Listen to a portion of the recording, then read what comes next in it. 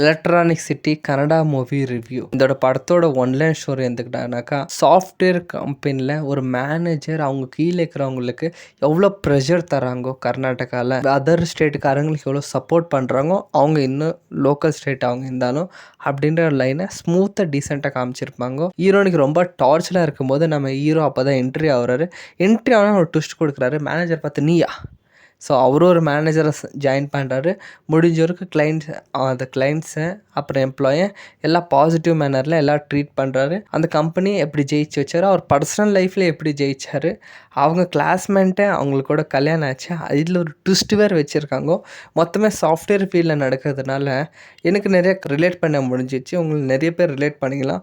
அவங்க கொடுக்குற ப்ரெஷர், வீட்டில் இருந்தாலும் ஃபோன் பண்ணுறது, நம்மளை சாப்பாடு போயிருந்து வந்து வா மீட்டிங் இருக்குன்னு கூப்பிடுறது, நம்மளுக்குன்னு ஒரு ரூல்ஸ் அண்ட் ரெகுலேஷன் கொடுத்துருப்பாங்க, லீவ் இவ்வளோ இருக்குது அவ்வளோ இருக்குன்னு சொல்லிட்டு அதெல்லாம் பிரேக் பண்ணுற மாதிரி மேனேஜர் நடக்கிறது, சேலரி ஹைப் பண்ணாமல் இருக்குது, இதெல்லாம் இந்த படத்தோடைய ரியாலிட்டியாக ஹைப்புன்னு சொல்லலாம். நன்றி. முடிச்சு ஒரு லைக் பண்ணிக்கோங்க, சப்ஸ்கிரைப் பண்ணிக்கோங்க. தேங்க்யூ.